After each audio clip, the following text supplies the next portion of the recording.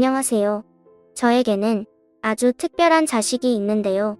저는 그저 평범한 70대 주부일 뿐이지만 제 자식들은 굉장히 특별한 아이들이기에 제 아이들에 관한 이야기를 하고 싶어서 이렇게 글을 몇 자 적게 되었습니다. 제게는 큰아들과 둘째 딸, 그리고 막내딸이 있습니다. 이 중에서도 둘째 딸이 가지고 있는 특별한 이야기를 좀 들려드리려고 해요.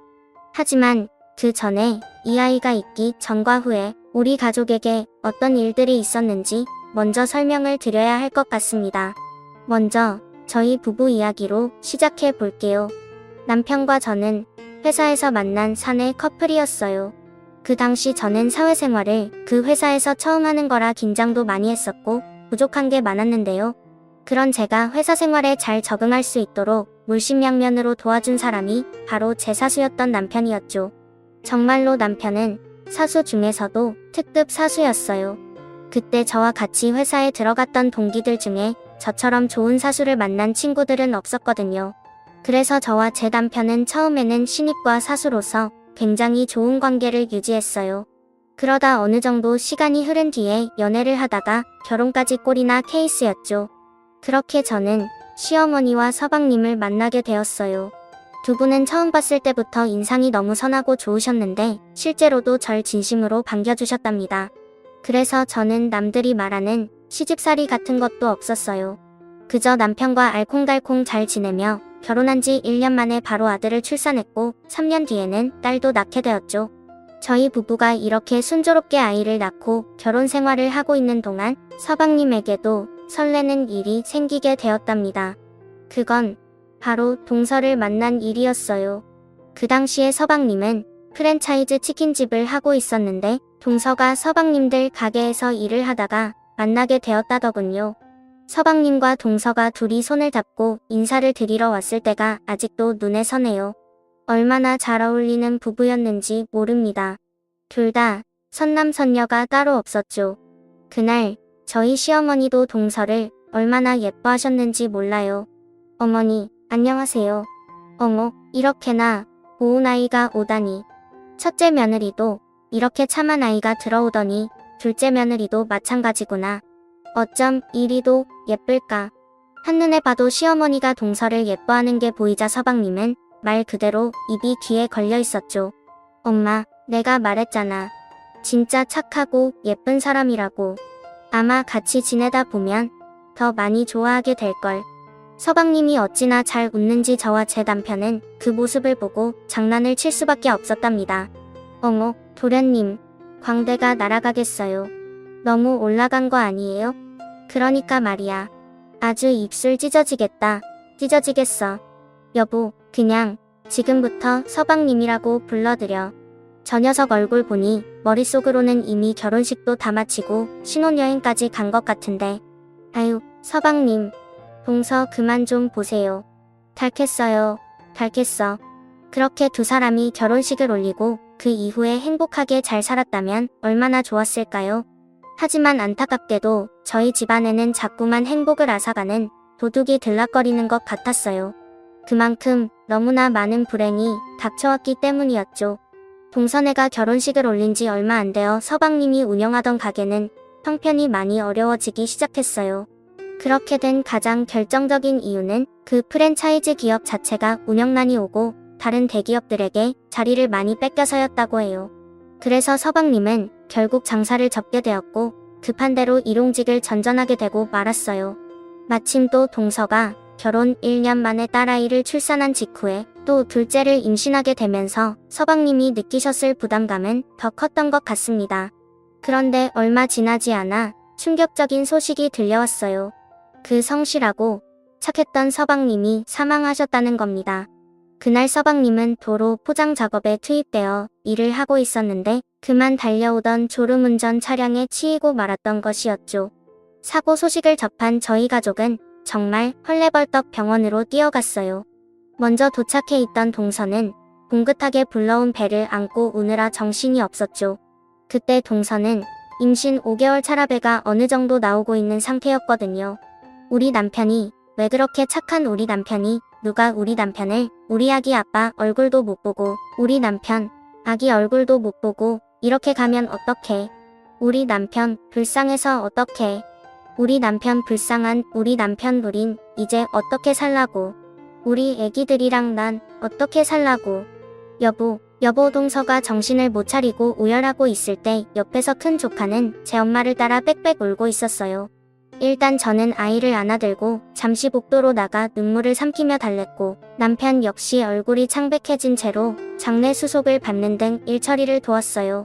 얼마 지나지 않아 도착하신 시어머니도 세상이 무너져라 통곡을 하셨죠. 자식을 잃은 어머니의 슬픔이 얼마나 끔찍하겠습니까? 시어머니의 속은 정말 말도 못할 정도로 무너지셨을 거예요.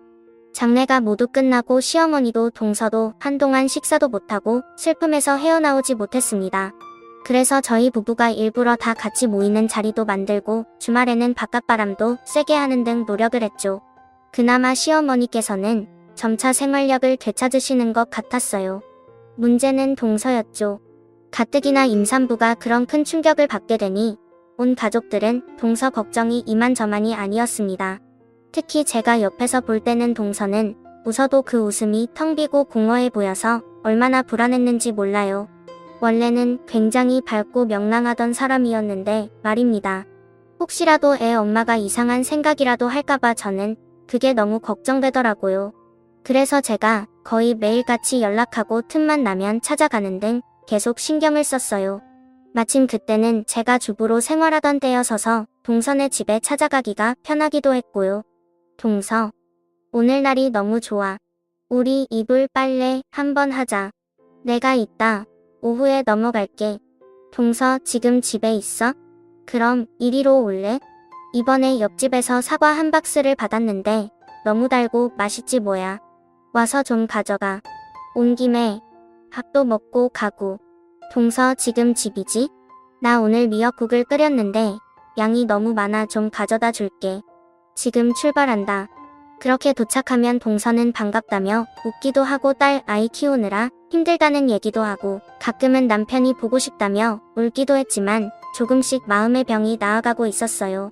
하지만 배가 더 불러오면서 아무래도 아기를 돌보긴 어려워해서 저는 조카를 거의 제 딸처럼 도맡아 키우다시피 하고 있었답니다. 그의 동서는 항상 저를 보면 입버릇처럼 감사 인사를 했었죠. 형님 너무 감사해요. 매번. 형님도 둘째 민지 낳으신 지 얼마 안 되셨는데 제가 빨리 건강해질게요. 둘째도 건강하게 잘 낳을게요. 아유 뭘 예빈이가 동서 닮아서인지 너무 조용하고 순하더라. 애가 얼마나 빵긋빵긋 잘 웃는지 몰라. 애들 보는 건 하나도 힘들지 않으니까 그런 걱정하지 말고 동서는 몸이나 신경 써. 저는 정말 진심으로 이야기를 했고 또 전부 사실이기도 했답니다. 당시엔 저희 아들이 막 4살이 되었을 때고 조카는 2돌이 찼을 때였죠. 태어난 지 얼마 안 된 제 막내딸은 아직 옹알이를 하고 있을 때였고요. 그런데 애들이 어찌나 순한지 아이들을 키우는 건 저에게 하나도 어렵지가 않았어요. 저는 그저 동서가 하루빨리 예전에 그 밝고 활기찬 모습을 되찾기만을 바랄 뿐이었죠. 그런데 참 하늘도 무심하시지 저희 가족에게는 또 한 번의 커다란 슬픔이 닥치고 말았어요. 딸 아이 예빈이를 위해서라도 잘 살아보려 마음을 다시 잡은 동서가 그만 둘째를 출산하다 사망한 것이었죠. 정말 하늘을 원망할 수밖에 없는 원통한 사건이었습니다. 그도 그럴 것이 동서가 진통이 시작됐을 때 병원으로 데려간 것이 바로 저였거든요. 동서가 아무리 진통을 호소하고 제가 아무리 간호사를 찾아가서 빨리 애를 받아달라고 해도 그 시간에 수술실이 다 찼다며 5시간이나 사람을 방치하더군요. 저는 발바닥이 부르트드로 병원 데스크에 다녀오며 호소를 했어요. 아니, 지금 저희 여기 온 지 3시간이 넘었어요. 응급이라니까요. 왜 애를 안 받아주시는 거예요? 수술은 오신 순서대로 진행되세요. 지금 앞에 2팀 남으셨으니까 조금만 더 기다려주세요. 그런 게 어딨어요. 급한 사람부터 먼저지. 환자들 상태부터 체크하고 우선순위를 정해야지. 무슨 선착순 같은 소리를 하고 있냐고요. 지금 우리 가족이 죽게 생겼다니까요. 산모도 애도 잘못되면 간호사님이 책임지실 거예요. 체크하고 말씀드리는 겁니다. 자리에 가서 기다리세요. 간호사는 정말 바늘로 찔러도 피 한 방울 안 나올 것처럼 매정하게 말을 하곤. 자기 일을 하러 가버렸어요. 요즘에야 CCTV도 잘 되어 있고 인터넷도 빨라서 다른 곳을 바로 옮기던지 하겠지만 그 당시에 그런 게 어디 있나요? 저희 지역에서 제일 큰 병원이라고는 그곳밖에 없었고 다른 지역에 있는 병원으로 빨리 옮기는 일은 막막하기만 했을 뿐이었죠. 그렇게 5시간 만에 수술실에 들어간 동서는 결국 제왕절개를 통해 아이를 낳았지만 아이는 출산 후 1시간 만에 산모였던 동서는 하루 만에 하늘나라로 가버렸어요. 저희 가족은 그 모든 상황을 눈으로 보고도 믿을 수가 없었죠. 소식을 전하는 의사의 말은 황당하기만 했습니다. 출산 중 태아 곤란증이 발생해 이런 문제가 생긴 것 같습니다.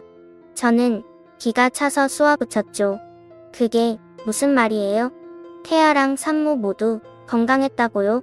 건강한 태아에게도 이런 일이 발생할 수 있습니다. 유감입니다. 그 뻔뻔한 의사의 말을 듣고 옆에 있던 남편도 고함을 지르며 대응했습니다. 뭐라고요? 당신들이 처음부터 수술을 제대로 진행했으면 이런 일이 일어났겠어? 그럼 산모는 왜 죽게 내버려뒀냐고? 당신들 도대체 무슨 짓을 한 거야? 똑바로 말 안 해? 그간의 기록을 살펴보니 산모분은 원래 건강 상태가 그다지 좋지 않았고 약간의 저혈압 증상이 있었습니다. 그래서 수술 후 저혈압 쇼크가 찾아왔던 것 같은데요. 저희도 최대한 막아보려 했지만 역부족이었습니다. 말 같지도 않은 소리 하지 마. 당신들이 언제 최대한 막아보려 했다는 거야? 사람이 죽도록 거들떠도 안 보고 방치해놓고 우리가 아무리 소리를 지르고 반박해도 의사는 최대한 말을 아끼고 자리를 뜨더군요. 아무리 불러세우고 남편이 멱살을 잡으려고 해도 다른 보안팀 직원에게 제지당할 뿐이었어요. 시어머니는 그만 그 자리에서 혼절을 해버리셨죠. 너무나 기가 차고 어이없는 상황에 저희는 모으고 있던 돈까지 전부 투자해 변호사를 찾아가 이 일의 진상을 밝히려고 노력했어요. 하지만 유전 무죄, 무전 유죄라는 말이 딱 맞는 말이었더라고요. 황망하게도 법원은 의료진의 손을 들어줬고 저희는 그렇게 억울함을 풀지도 못하고 그저 이렇게 일을 하고 있었습니다. 반복되는 큰 사건들로 인해 시어머니는 기력이 많이 쇠하셨어요. 저희도 정신이 없었지만 일단 연세도 있으신 시어머니가 걱정되어 최선을 다해 보살펴드렸죠. 하지만 결국 시어머니도 3년 후에 하늘나라로 떠나시고 말았답니다. 시어머니는 그의 인생을 잊고도 돌아가고 싶었죠. 시어머니께서 워낙 인맥이 좋으셔서 많은 분들이 조의를 표해주셨지만 저는 하나도 위로가 되지 않았어요. 그 당시에는 저 역시 반복되는 비극에 지쳐있던 상태였고 시어머니를 보내드리며 저희는 그의 인생을 잊고도 돌아가고 싶었죠. 저는 하나도 위로가 되지 않았어요. 그 당시에는 저 역시 반복되는 비극에 지쳐있던 상태였고 시어머니를 보내드리며 어쩌면 그곳에서 그리웠던 아들도 남편도 둘째 며느리도 보시니 좋으시려나 하는 무기력한 생각뿐이었어요. 그런데 그런 제가 정신을 다시 차리게 된 2가지가 있었는데요. 첫 번째는 바로 남편이었어요. 남편은 불과 1년 남짓의 시간 동안 자신의 가족을 모두 떠나보내고 재수씨와 태중의 아이까지 지키지 못했다는 죄책감으로 많이 힘들어하고 있었습니다. 일상으로 돌아와서도 항상 낯빛도 어둡고 어깨가 축 처져 있었고요. 그 모습을 보고 너무 마음이 아팠어요. 그래서 나라도 정신 차리고 남편에게 힘이 돼주어야겠다고 생각하게 되었죠. 그러던 차에 남편은 저에게 너무나 가슴 아픈 부탁을 하게 되었답니다. 시어머니를 보내드리고 약 2주 뒤에 남편이 갑자기 저에게 할 말이 있다며 불러서는 무릎을 꿇고 빌기 시작하는 겁니다. 여보, 내 동생이 세상 떠난 지도 얼마 안 됐고 재수씨마저 이렇게 가버렸잖아. 그래서 말인데 남겨진 우리 예빈이 좀 키우면 안 될까? 저번에 엄마 보내드리고 예빈이 외가에 맡기고 오는데 재수씨 친정은 워낙 사람들이 좋지가 않더라고. 애가 거기서 얼마나 눈치 보면서 자라겠어. 안 그래도 엊그제 꿈에 동생이 나와서 제발 예빈이 좀 걷어달라고 울면서 부탁을 하는데 그날 이후로 내가 걱정이 돼서 잠을 못 자겠어. 당신한테 어려운 부탁인 거 아는데 내가 우리 예빈이 직접 지켜주지 않으면 후회하게 될까봐 너무 걱정되고 잠을 못 자겠어. 내가 당신한테 평생 잘할 테니까 우리 예빈이 좀 같이 키워줘. 제게 회사 생활을 알려주던 특급 사수는 없고 작고 초라해진 남자만 남아있더군요. 그게 너무 마음이 아파서 저는 그만 남편을 혼내듯 말을 해버렸어요. 여보, 지금 그런 말이 어딨어. 일어나. 남편이 돼가지고 자기 부인한테 이게 뭐야. 아내한테 듬직한 모습을 보여주지 못할 망정 지금 뭐 하는 거야. 일어나. 당연히 예빈이 내가 키워야지. 그리고 당신도 나한테 당당하게 우리가 예빈이 키워야지. 당신이 잘못해서 일어난 일은 하나도 없는데 왜 당신이 이렇게 죄 지은 사람처럼 기가 죽었냐고. 일어나. 집안의 가장이 이게 뭐 하는 거야. 보기 싫게. 가뜩이나 속상해 죽겠는데. 말을 하다 보니 저도 감정이 북받쳐 울고 그런 저를 보며 남편도 눈물을 흘렸답니다. 여보, 정말 고마워. 정말 고마워. 내가 앞으로 우리 애들 그리고 예빈이까지 정말 예쁘게 키울 수 있도록 더 열심히 노력할게. 정말 고마워 여보. 내가 당신이랑 결혼하고 자꾸 힘든 일만 겪게 해서 미안해. 앞으로 당신 우리 애들이랑 행복한 일만 있도록 내가 더 노력할 거야. 여보, 정말 고마워. 정말 고마워. 저희 부부는 그날 이후로 예빈이를 아예 입양해서 저희 딸로 키우기 시작했죠.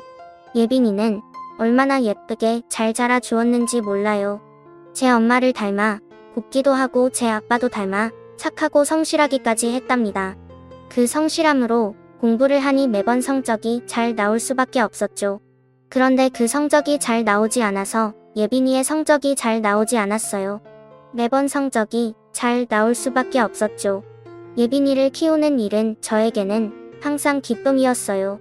그런 반면 저희 집엔 예빈이와는 너무나 상반되는 문제야도 한 명 있었는데요. 바로 예빈이보다 2살 많은 제 큰아들 동호였습니다. 동호는 예빈이가 제 친딸이 아니라는 걸 알고 있었어요. 동서가 떠날 당시 4살이었던 그 작은 아이가 그 옛날 일을 다 기억하더라고요. 아무래도 저희 집안에 일어났던 모든 아픈 일들이 동호가 한창 부모 사랑받고 커야 했던 시기에 일어나서였는지 저희도 동호에게 충분한 사랑을 주지 못했던 것 같습니다.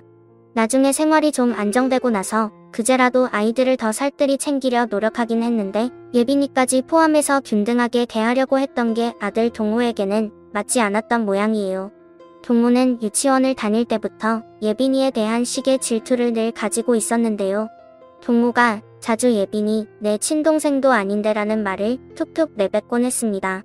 엄마 예빈이 내 친동생도 아닌데 왜 자꾸 양보하라 그래. 엄마 예빈이 내 친동생도 아닌데 왜 우리 집에서 같이 살아. 엄마 내가 엄마 진짜 아들인데 왜 나한테 더 잘해주지 않아. 그럴 때마다 저는 동호에게 예빈이도 똑같이 엄마 자식이고 엄마는 동호도 예빈이도 막내 민지도 똑같이 사랑한다고 설명해 주었죠.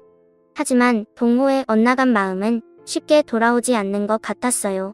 심지어는 제가 없을 때 예빈이를 괴롭히기도 하는 것 같더라고요. 그 일을 직접적으로 목격하게 된 날 저는 큰 충격을 받을 수밖에 없었답니다. 하루는 몸이 좋지 않아 반차를 내고 집에 일찍 들어오게 되었어요. 당시 애들이 나란히 초등학교를 다니고 있을 때라 제가 없어도 집에서 잘 지냈기에 저도 일을 다시 시작하고 있었거든요.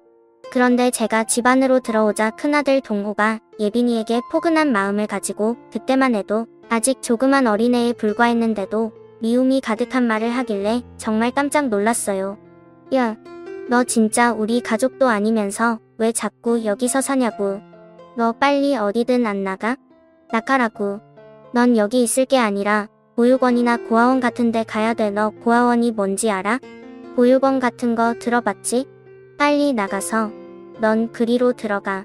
내가 있으니까 엄마가 진짜 가족인 나랑 민지한테 줄 사랑을 제대로 못 주고 있잖아. 다 너 때문이라고. 나가. 양심이 있으면 나가라고. 저는 그 말을 듣고 즉시 애들 방문을 열어줘 치고 들어가 아들을 크게 혼내기 시작했어요. 헤헤. 이 애끼 신동호 너 그래서 그런 못된 말을 배웠어? 너 이리 와. 엄마한테 오늘 혼 좀 나자. 이리 와. 엄마가 몇 번을 말했어. 예빈이도 똑같은 내 동생이고 엄마 자식이야.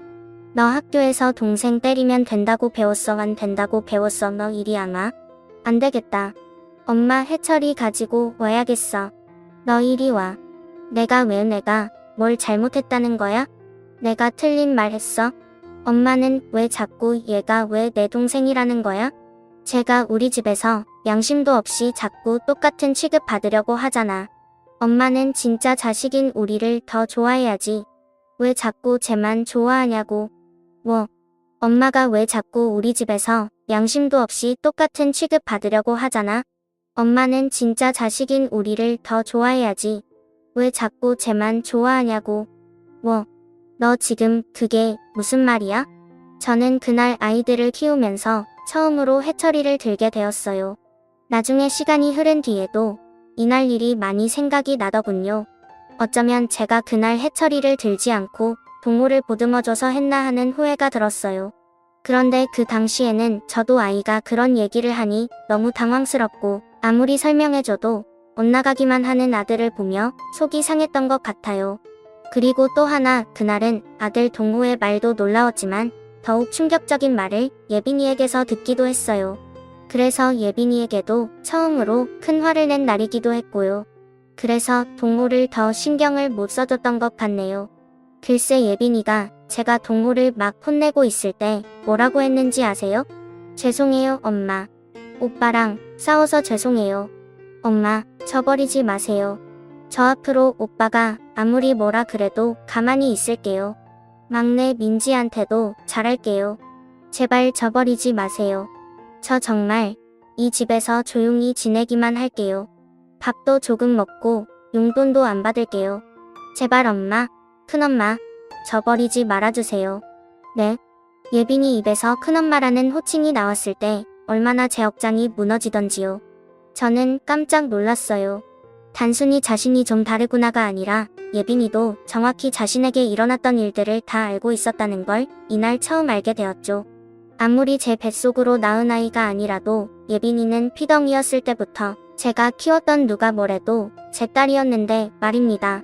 그래서 저는 예빈이에게도 똑같이 혼을 냈습니다. 예빈이, 너 방금 뭐라 그랬어? 큰엄마가 뭐야? 엄마지, 엄마. 내가 내 뱃속으로 낳진 않았더라도 넌 내 가슴으로 낳은 내 딸이야. 큰엄마라니. 너도 이리 와. 너도 같이 혼나. 큰엄마라니. 앞으로 누가 뭐래도 예빈이, 넌 무조건 이 엄마 딸이야. 알겠어. 내가 동호 이놈의 자식 한 번만 더 우리 딸한테 못된 소리 하면 다리 몽땅이 부러뜨려 놓을 테니까 너 기죽지 마. 알겠니? 우리 예쁜 예빈이 누가 버린다고. 난 우리 예빈이 절대 버리지 않아. 버릴 수 없어. 이렇게 예쁜 내 딸을 어디 버린단 말이니. 너 앞으로 그런 소리, 아니 그런 생각도 하지 마. 알겠어. 그날 저는 예빈이와 함께 서로 부둥켜 안고 엉엉 울었고, 그날 이후로 예빈이는 정말로 두 번 다시 저에게 큰엄마라는 말을 하지 않았어요. 하지만 동호는 더 크게 엇나가고 말았답니다. 항상 저에게 불만이 있는 모습이었고 사고뭉치로 자랐죠. 이런 오빠 언니의 모습을 막내 민지는 이런 일들을 전부 보고 자라면서 어느 정도 집안 사정의 눈치는 있는 것 같았지만 다행히도 정말 사랑스러운 막내로만 이 집안 사정의 눈치는 있는 것 같았죠. 사고뭉치 동호도 민지는 또 친동생이라고 생각해서인지 잘해주었고 예빈이도 언니로서 살뜰히 챙겨주었기 때문이었죠. 그래도 집안의 분위기 메이커가 되는 막내 민지가 있어서 지난 세월 동안 저희 가족이 이만큼 화목해질 수 있었던 것 같아요. 그렇게 30년이 넘는 사이에 우리 가족이 이렇게 잘 자랐다는 걸, 그렇게 30년이 넘는 시간이 지나고 아들 동호도 막내 민지도 결혼을 하게 되었어요. 그런데 신랑과 알콩달콩 잘 사는 민지와는 달리 동호는 2년 만에 이혼을 했습니다.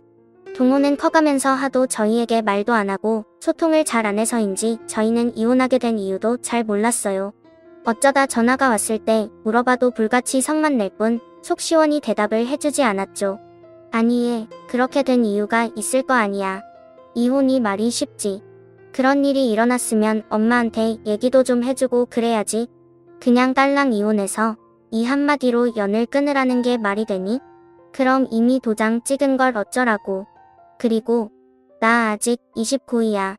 아직 결혼 한 번도 안 한 놈들이 수두룩한데 그깟 결혼 나중에 또 하면 되지. 뭔 큰일이라고 그러는 거야? 그뿐만 아니라 동호는 제 아비한테 틈만 나면 이 핑계 저 핑계를 대며 돈을 타가더니 한 번은 사업을 한다는 거짓말을 치고 엄청난 거액을 빌려갔더라고요. 그 돈으로 사업을 한다고? 한 번은 사업을 한다는 거짓말을 치고 엄청난 거액을 빌려갔더라고요.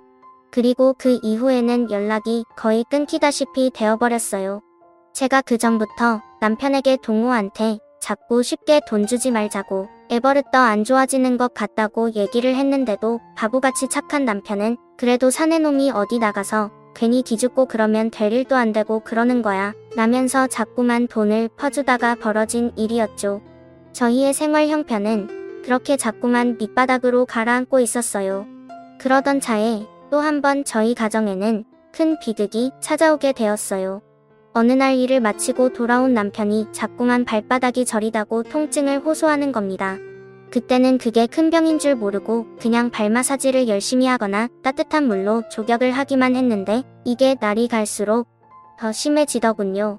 그래서 제가 큰 병원에 가서 검사를 받아보자고 했지만 예전 동서 때 일로 병원에 큰 불신을 갖고 있던 남편은 뭐 큰일 있겠어? 하고 넘기더라고요. 그런데 통증에서 끝나지 않고 물집이 잡히기 시작하길래 저는 남편 손을 붙들고 큰 병원에 가서 억지로 데려갔습니다.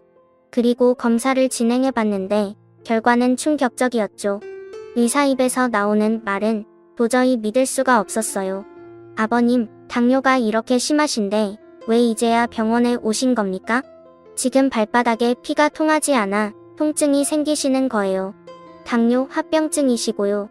이미 괴사가 진행되고 있어서 곧바로 치료를 들어가더라도 얼마나 복구되실지 장담할 수 없습니다. 말 그대로 눈앞이 캄캄해지는 것 같았죠. 애꿎은 남편에게 왜 진작 말하지 않았냐고 소리를 쳤지만 이미 제대로 치료를 할 수 있는 시기가 지났다고 하니 할 수 있는 게 많지 않았어요. 저는 있는 돈 없는 돈까지 전부 긁어모아 치료를 진행했지만 병원비를 감당할 수 없었죠.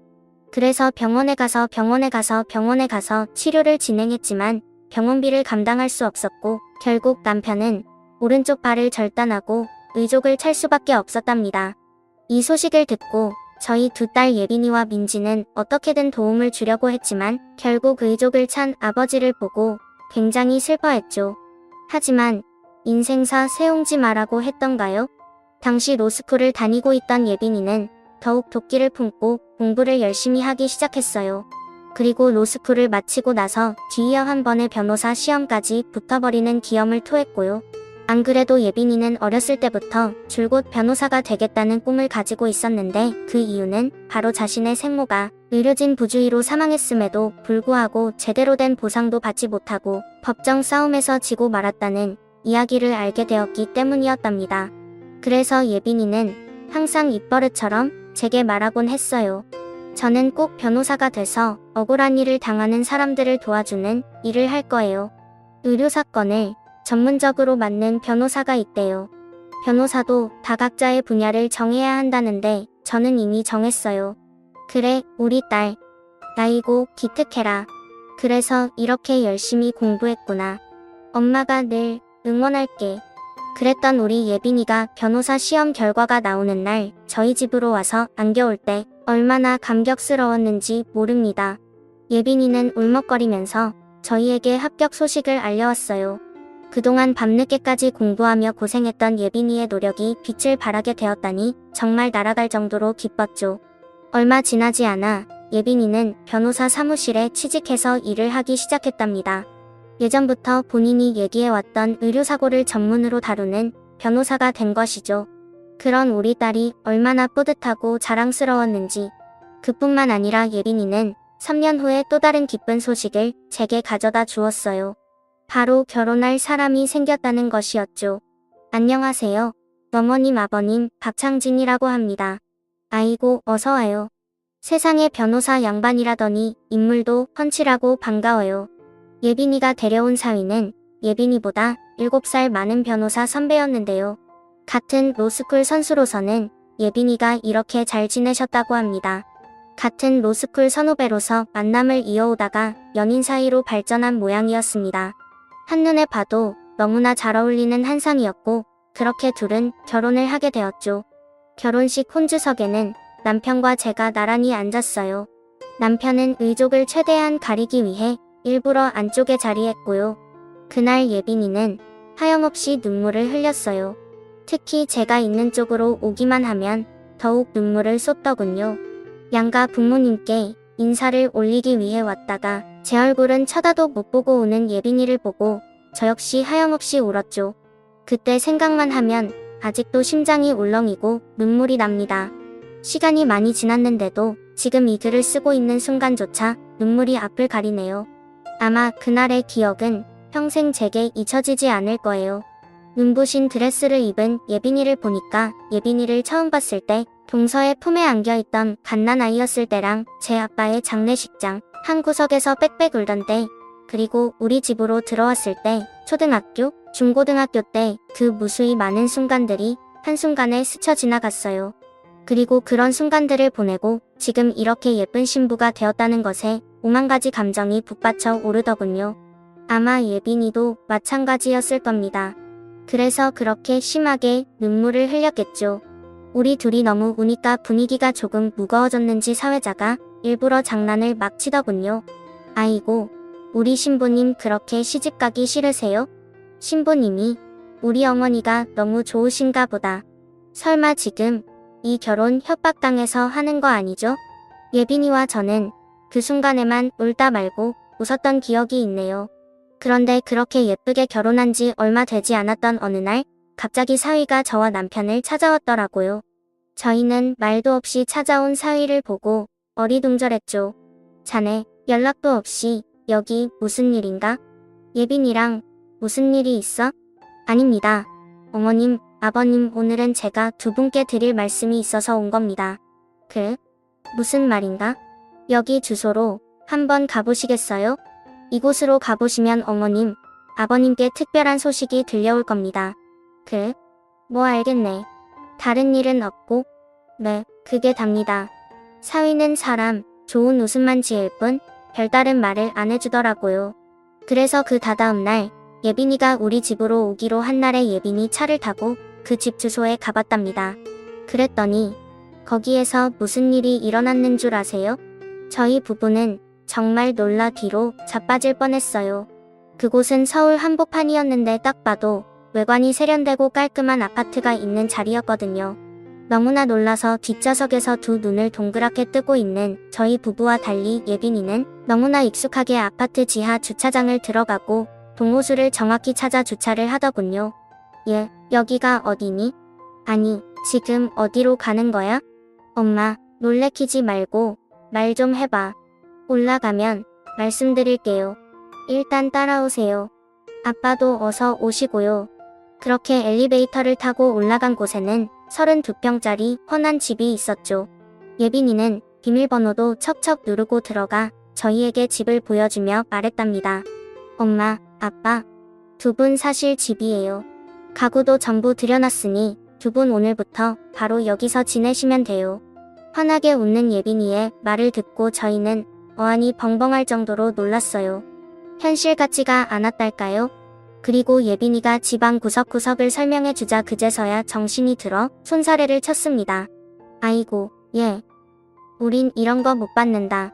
너 지금 너희 남편이랑 같이 더 잘 살아갈 생각해도 모자랄 판에 우리가 염치도 없이 어떻게 이런 걸 받니? 아유, 됐어. 우린 이런 선물 못 받아. 이거 너희 남편이랑 둘이 지내고 우리는 됐다. 이게 다 도대체 뭐니? 엄마, 아빠 몸도 많이 안 좋으시고 엄마도 그러시잖아요. 아빠 병원 다니시기엔 지금 살고 있는 집은 교통도 너무 불편해요. 여기 병원 가까운 곳에서 지내면서 건강관리도 하셔야지. 엄마가 항상 그랬잖아요. 사람이 생활하는 환경이 중요하다고요. 그동안 저 이렇게 성장할 수 있게 키워주신 은혜 이렇게라도 갚는 거예요. 제발 받아주세요. 아이고, 내가 언제 너한테 선물 같은 거 바란 적이 있었다고. 얘는 선물이 집이 뭐야. 집이 이런 걸 우리가 어떻게 받아. 한참을 그렇게 예빈이와 옥신각신하는데 현관문 소리가 들리더니 사위가 들어오더군요. 나중에 알고 보니 예빈이는 이미 사위와 실시간으로 연락을 하는 중이었고 사위는 이미 지하 주차장에 도착해 있었다고 해요. 거기서 기다리다가 예빈이의 연락을 받고 올라온 거고요. 사위는 저희를 보고 환하게 웃으며 얘기했어요. 어머님, 아버님, 어떠세요? 좀 둘러보셨어요? 마음에 드세요? 제가 이 정도 능력은 됩니다. 밖에서 조금 들었는데 저희 살 것도 여기만큼 번듯해요. 나중에 짐 정리되시면 한번 모시겠습니다. 너무 염려 마세요. 아니, 우리가 혼수를 제대로 도와준 것도 없는데. 아니요, 두 분께서 우리 와이프를 이렇게 예쁘게 사랑으로 키워주신 것만으로도 얼마나 감사드리는지 모릅니다. 제 작은 감사 표시니까 제발 받아주십시오. 그렇게 이야기하며 사위는 울고 있는 저를 안아주더라고요. 어떻게 이렇게 천사 같은 부부가 다 있을까 싶더군요. 구김살 없는 사위의 밝고 친근한 모습에 저희 부부는 결국 그 집에서 생활하게 되었어요. 결혼하기 전에도 사위의 집안은 저희와 다르게 부족함 없이 지내왔다는 건 알았지만 오히려 그런 화목한 가정에서 자란 사위는 예빈이도 저희 가족도 따뜻하게 품어주며 살뜰하게 챙겨주었답니다. 그리고 집안의 도움 없이도 이미 예빈이보다 경력도 오래되고 변호사들 사이에서도 알아주는 실력자였기 때문에 사위의 능력이 출중한 것 같았어요. 그런 사위는 예빈이에게 가정사를 전부 듣게 되었는지 예빈이가 얼마나 우리를 끔찍하게 생각하고 저희가 또 얼마나 예빈이를 아껴 키웠는지를 다 알고 있더군요. 그래서 이렇게 통 큰 선물을 해준 듯 했어요. 그런데 사위의 선물은 여기서 끝이 아니었어요. 사위는 저의 가장 아픈 손가락이 누구인지도 알고 있었습니다. 바로 우리 큰아들 동호였죠. 사위는 우리 아들 동호를 만나며 점점 아들을 변화시키기 시작했는데요. 그 당시에는 연락조차 잘 되지 않았던 동호를 먼저 찾아간 건 바로 사위였다고 해요. 처음에 사위가 동호를 찾아갔을 때 사위는 운전박대를 당했다는데요. 형님, 저 예빈이랑 결혼한 박창진이라고 합니다. 결혼식 때도 인사를 못 드려서 이번에 이렇게 찾아뵙고 인사드리러 왔습니다. 뭐야? 걔가 결혼을 했어? 근데 어쩌라고? 지금 위아래로 명품적 배 입고 와서 돈 자랑하러 온 거야, 뭐야? 시끄럽게 굴지 말고 나가라고. 내 말 안 들려? 그런데 사위는 그렇게 운전박대를 당하고서도 그리고 또다시 동호를 찾아갔답니다. 두 번째로 갔을 때도 운전박대를 당하더니 세 번째로 갔을 때는 동호도 왜 자꾸 자기를 찾아오나 싶어 그 이유라도 듣고자 문을 열어줬던 게 변화의 시작이었죠. 사위는 그렇게 총 5번이나 동호를 찾아갔다고 해요. 사위가 그렇게 끈질기게 동호를 찾아간 목적은 분명했습니다. 바로 자신의 사무실에 취직하라는 것이었죠. 아니, 언제까지 이렇게 백수로 지내실 겁니까? 형님 나이도 있으신데요. 지금이야 건강하고 언제든 일을 구할 수 있을 거라 생각하시지만 생각보다 시간은 굉장히 빠르게 흘러갑니다. 이러다 곧 있으면 40이라고요. 이제라도 정신 차리셔야죠. 지금 나보다 나이 많다고 유세 떠는 거야, 뭐야? 기껏 찾아와서 한다는 소리가 잔소리야? 나가. 저희 사무실에서 저랑 같이 일해보시죠.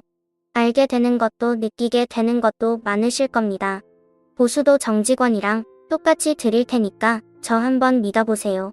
아 시끄러워. 그러다 마지막으로 찾아갔을 때 사위는 제 남편의 영상을 보여줬대요. 이놈이 글쎄 그때까지도 지 아버지가 의족을 찾다는 것도 모르고 있더라고요. 얼마나 연락을 안 하고 살았는지 저희도 그 얘기를 나중에 듣고 깜짝 놀랐어요. 장인어른 이렇게 몸 불편하신 거 알고 계셨어요? 형님 언제까지 키워주신 부모님 가슴에 대못을 박을 겁니까? 두 분께서 가장 믿고 의지할 장남이 이러고 있으면 그 속이 어떠시겠어요? 요즘 제가 주말마다 아버님이랑 병원 다녀오고 있습니다. 원래 형님이 하셔야 하는 일 아닙니까? 동무는 그 영상을 보고 큰 충격을 받았는지 한동안 말을 못했다고 하더군요. 그리고 며칠 뒤 먼저 사위에게 전화를 걸어 이력서를 뽑아들고 찾아갔답니다. 그렇게 일을 시작하며 사위 밑에서 많은 걸 배운 듯 했어요. 우리 예빈이와 마찬가지로 사위도 전문 분야가 있었는데 그게 바로 교통사고였다고 해요. 그런 곳에서 일을 하다 보니 억울하게 사고를 당하거나 심지어 목숨을 잃는 사람들도 보고 명백한 잘못을 저지르고도 후회하거나 뉘우침이 없는 사람도 보고 정말 다양한 사건 사고들을 목격하게 되었나 봅니다. 동호가 저희에게 먼저 연락한 건 사위의 사무실에서 일을 시작한 지 1년이 되었을 때였어요. 그동안 사위를 통해 동호 소식을 듣던 저희 부부는 추석 명절에 동호가 찾아온다는 연락을 받고 새벽부터 일어나 기다리고 있었죠. 나이가 드니 아침잠도 없고 몇 년 만에 아들 얼굴을 보게 되니 도저히 누워있을 수가 없더라고요. 연휴의 첫날 오전 기상청에서 일을 시작한 지 1년이 되었을 때였어요. 연휴의 첫날 오전 일찍 찾아온 동호는 저희 부부를 보고 무릎을 꿇고 울었어요. 죄송해요. 엄마, 아버지. 제가 그동안 너무 막 살았어요. 제가 그동안 저만 망친 게 아니라 엄마랑 아버지 속을 전부 망쳐놓고 없던 병도 생기게 했어요. 원래 그러려던 게 아니었는데 자꾸 미운 감정만 들고 미운 생각만 들어서 제 주변 사람 전부 상처 주고 살아버렸네요. 저 이제라도 달라지려고요. 이제라도 그동안 못했던 효도도 하고 사람 노릇하고 살려고요. 엄마, 아버지, 정말 죄송합니다. 용서해 주세요. 저 한 번만 더 받아주세요. 뭘 한 번만 더 받아달라는 거냐. 우린 널 낼 친적이 없어. 아이고, 이놈아. 이제야 지 부모한테 오다니. 잘 왔다. 잘 왔어. 근데 얼굴이 왜 이렇게 상했어? 돈 버느라 몸축 내지 말고 잘 좀 먹고 다녀야지. 이놈아. 그렇게 속을 썩히더니만 잘 왔다. 우리 아들 죄송해요. 엄마. 그렇게 현관에서부터 저와 제 남편 그리고 우리 아들 동호는 서로 부둥켜 안고 얼마나 눈물을 흘렸는지 몰라요. 그리고 그날 이후로 동호는 우리 착한 아들로 돌아왔답니다. 애가 어려서부터 눈치는 빠르고 머리가 빠릿빠릿하더니 사위 사무실에서 일도 나날이 느는 모양이고요. 이 모든 일은 전부 우리 예빈이와 사위 덕분이었어요. 요즘 저희 가족은 더할 나위 없이 행복해요.